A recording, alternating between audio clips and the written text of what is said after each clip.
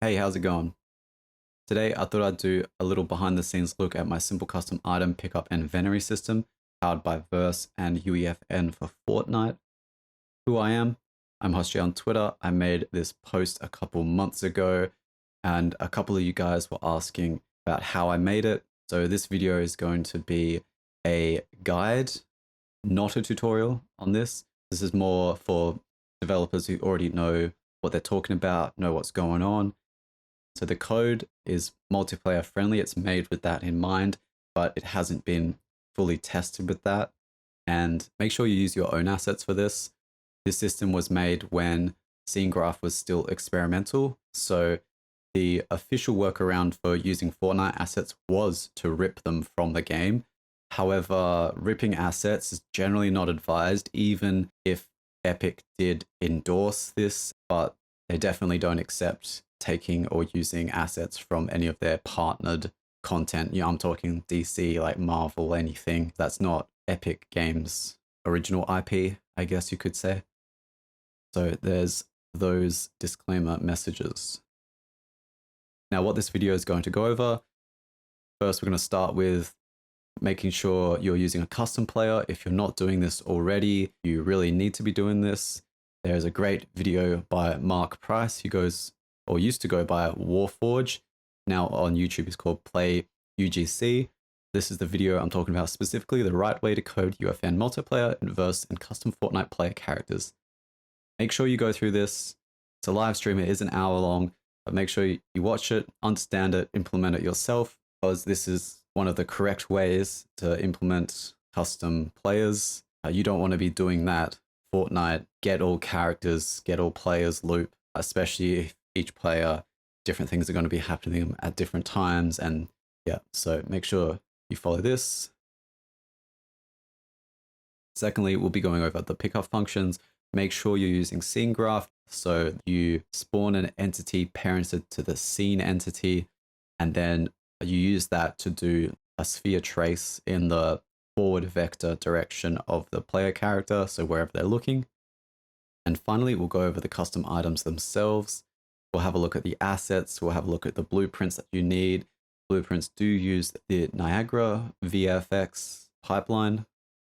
All right, let's go over the custom player first. There's not too much here. Kind of similar to the player controller. If you're familiar with Unreal Engine, this is where all the common code that your players will be using over and over again. So character movement, interaction code, things that the player can do that you want every player to do.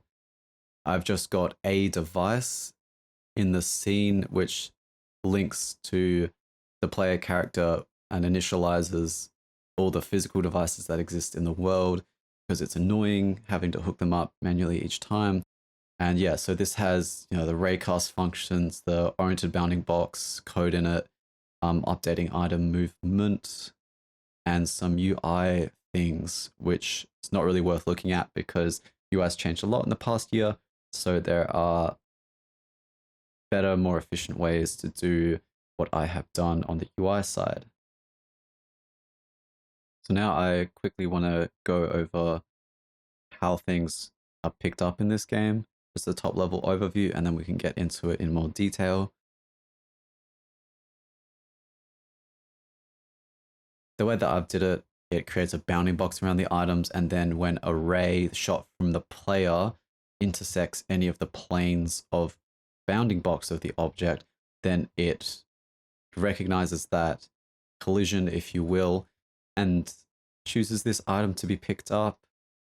And when that happens, the item itself, I teleport it to 000, so this is the item. And what you're seeing in my hand is actually a Niagara VFX particle system, which is great because it updates with changes in light, as you can see. And when I drop it, the Niagara FX gets disabled or destroyed or something, and then the drop itself gets teleported back to this purple position. And for the drop animation, it does use the normal 30 hertz tick server and does one of the eases But because the distance is so small, you don't really notice that 30 frame rate on the animation there.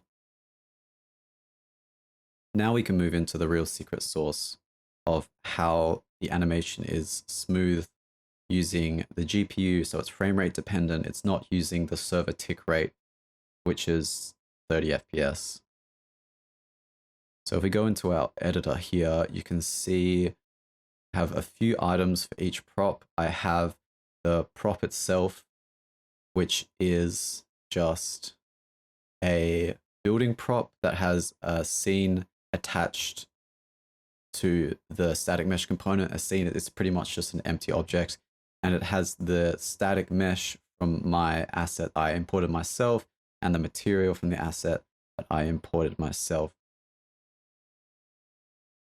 Next up is quickly how it's all wired together. It uses a device which I have made, which manages the items, the item manager, and my pickup items in the verse code all have a name, a texture, the creative prop asset, which is the blueprint I just talked about. And this last entry, the VFX prop, this is the special bit. Now this building prop blueprint is similar to the static mesh, except it has a Niagara particle system attached to the scene object. And what this particle system is simply a mesh render of our static mesh asset, which means it enables for the lighting changes on the mesh that is set on the GPU. And to optimize the games, for example, if your player looks away from the effect stops rendering on the screen, which is not ideal if you have multiple people, or if you pick up the item and then your player turns around away from the effect, then it just disappears. The way to get around that is that you use the fixed bounds here, and you make the bounds of this Niagara effect as large as the map you're creating is. That means anywhere on the map where your player can possibly be, this Niagara effect will exist, and it won't be culled in the event that the player turns around or something odd happens. Another very important property of this, which is in the system properties, the effect type net forever looping. There's a lot of different types here, and if you try each and every one of them, it doesn't work. The Niagara effect still gets culled. Now, going over the particle itself, you can play around with a couple of these settings, but these are the ones that I found were the best. So how you get the particle to look at the player no matter their rotation is you get the player's camera position and you break it down into forward, right, and up components. And then if you know a little bit about vector maths, then you can recombine a few and adjust the vector, a little to the right of the player, a little bit down, and add that back to the player's position. And then it gives you this effect that no matter where you're looking, that item is always going to stay exactly right there. And that is how you get the pickup item to be very smooth, always looking at the player, have lighting updates, and be in the same position no matter which prop is being held. Now, I hope that cleared up some of the mystery around the post that I made. And if you're interested in game dev for Fortnite, follow me on Twitter. And thanks for watching. I'll see you guys next time.